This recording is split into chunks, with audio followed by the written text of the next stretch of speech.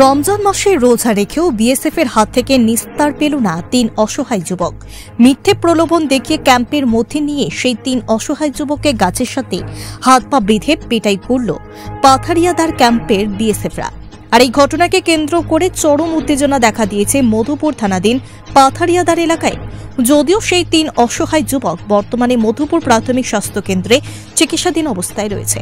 পরে মধুপুর থানায় অভিযুক্ত রায়েরমুড়া বিএসএফ ক্যাম্পের কোম্পানি কমান্ডার কার্তিক মজুমদার এবং পাথারিয়াদার ক্যাম্পের আইবি বিরুদ্ধে মধুপুর থানায় ইমরান মিয়ার বাবা অহিত মিয়া মামলা দায়ের করেন। ঘটনার বিবরণে জানা যায়, পাথারিয়াদার এলাকার সীমান্তের এই পাশে রয়েছে অহিত মিয়ার বাড়ি। তার বাড়ির পাশে ভারতীয় সীমান্তের একটি জায়গা থেকে গবাদি পশুর জন্য কাঁঠাল গাছের পাতা গাছ থেকে আনতে যায় ইমরান মিয়া, শওকত আলী এবং দলোয়ার হোসেন। এমন সময় পাথারিয়াদার বিএসএফ ক্যাম্প থেকে কয়েকজন বিএসএফ সেখানে গিয়ে তাদের ৩ জনকে দেখতে পেয়ে মিথ্যে প্রলোভন দেখিয়ে বিএসএফ ক্যাম্পে নিয়ে আসে। পরবর্তী সময় সেই ৩ যুবককে গাছের সাথে হাত পা বেঁধে বেধড়ক মারধর করে। তাদের অভিযোগ, কোমরে, পায়ে, গলায় এবং শরীরের বিভিন্ন জায়গায় প্রচন্ড পরিমাণে আঘাত করেছে কয়েকজন বিএসএফ মিলে সেই ৩ অসহায় যুবককে।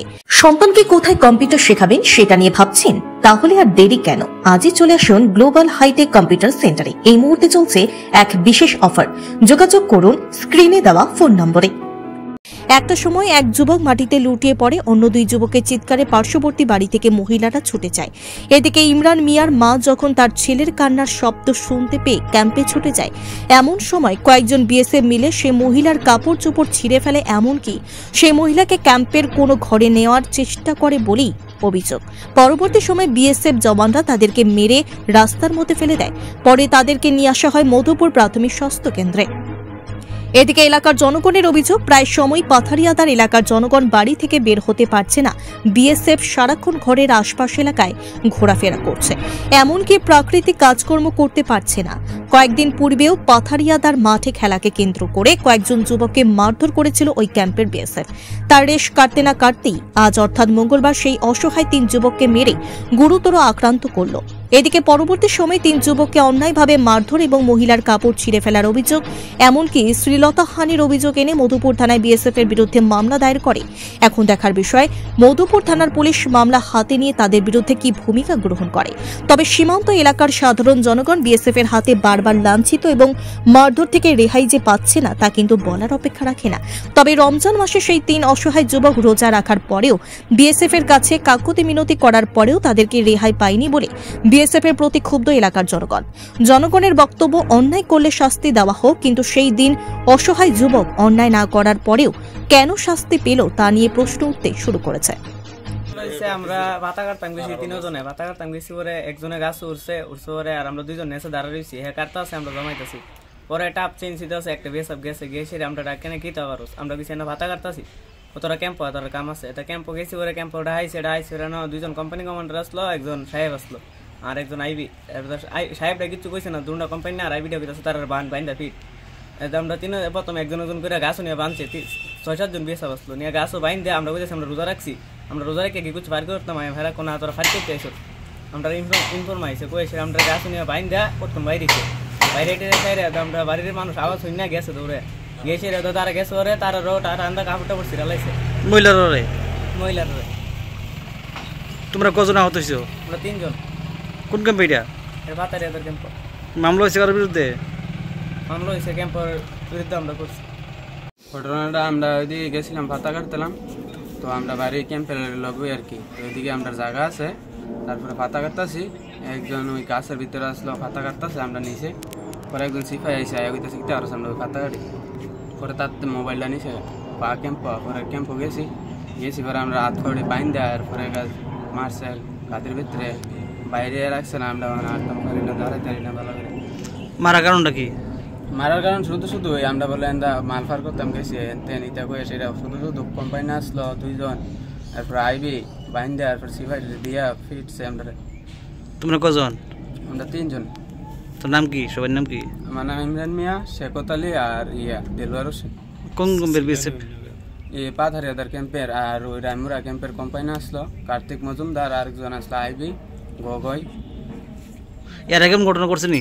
এর আগে ওই মার্ডার ভিত্তি একদিন গেছি আইবি আর সাহেবে গিয়া স্টাম্প ফালাই দিছিল, তারপরে এটা সবাই গিয়ে ঠিক করছিল। এখন আবার আমরা বাড়ির গাড়ার ভিতরে 2জন বিএসএফ দিয়ে রাখছে, কইতাছে ঘর তো বাইরে হলে মারবো, আমরা বাড়ি থাকতাম না বলে। এমনি কি অত্যাচার করে বিএসএফ বাড়ি ঘরে? ডেইলি অত্যাচার, বাড়ি ঘরের ভিতরে মানুষ বাড়িতে আমরা বাড়ি ঘরে বেরিয়ে যাইতে না, মসজিদে যাইতে লইলে বাড়ি সুতকিরে ঘর থেকে। আজকে রোজা রয়েছি, কইতাছি তারা আমরা যদি মাল ফার করতাম, আমরা মোবাইল থাকতে হইলে কিছু থাকতে হইলে এর লোকে শুধু মোবাইল বয়ে বয়ে গেম খেলতেছে আর আমরা ভাতা কাটতেছি। এমনি কি রোজা রাখছো সবাই? হ্যাঁ, আমরা সবাই রোজা রাখছি। এখন কি মামলা করছে তার বিরুদ্ধে?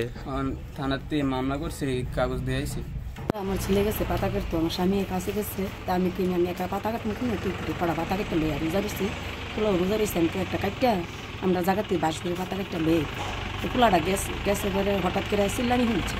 আমি বেড়াটা কেটে চিল্লান দিল কাটা চিল্লান, তো আমার পুতের বলা না শুনাম যা দৌড়ে গেছি গিয়ে ওই সাইডে দিয়ে গিয়ে পুতের বাইন্দা বুন্দা বাইরে ইতাছে 3-4 জনে দইরা কোম্পানি আর আর আইবি টাইবি বেরিতেছে। এরপরে আন্দাদা ধরেছি আমার বেড়ে সিরা বিরে লাইছে না গোড়া হামড়াইলা তার দুটা বিডির গোড়া হামড়া মায়াডো ধরছে, মায়াডোরও আমার শুরু করছে কোন আমি আন্দাদা ধরে রাখছি, উতরে লইয়া শুরু করছে। আমার কাপড় চুপড় যা আছে সব সিরা বিরা লাগছে, লাতি ঘুষি ওই দেন ডাকছে। মারার কারণটা কি? ওই মায়ের তো হুদ্দু দি ফুলাবে না পাতা কাটতে গেছি, হুদ্দু দি কোনো অনার্থ এমনি সবসময় অত্যাচার চালাচ্ছে দিকে। অত্যাচার আজ কড়া দিন ধরে করে বেশি করতেছে, ঘরের দুয়ারতে বাইরে পারি না, ওই মুতাম পারি না, একদম পারি না। আমরা তো রাইতে বেলে বাইরে করে যাওয়ার লাগে, এও পারি না, ঘরের দুয়ারে দিয়ে চাপতে নিজেরই তো বুঝেন বলছি হগলের ঘরেই আছে। এবারে পোলাবেনে মসজিদে যাওয়ার লাগে, নামাজ রোজা করুন লাগে। এখন আমরা রোজা মায়ের দিন না যাইতাতো না, ঘরেতে বাইরে তো না, সন্ধ্যার পরে বাইরে না সম্ভব, এটা কোন না যে একটু অত্যাচার করতেছে। তারা কোন জায়গা মারছে? কোন শরীরে কোন জায়গা মারছে? শরীরের কোন জায়গা মারছে? তারা গাদিত মারছে, লাতি ঘুষি তো সারা শরীর পড়ছে, আর বাইরে এসে বেশিরভাগ গাদিত। মামলা করছে তার বিরুদ্ধে থানাত? মামলা করা হয়েছে তার। আপনার কি দাবি থাকবে এখন? উচিত বিচার চাই আমরা। আপনি কি খুঁজছেন বিশুদ্ধ পানীয় জল?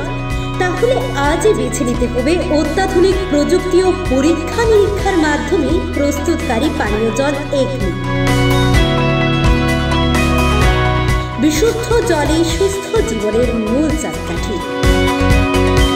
Acme packaged drinking water.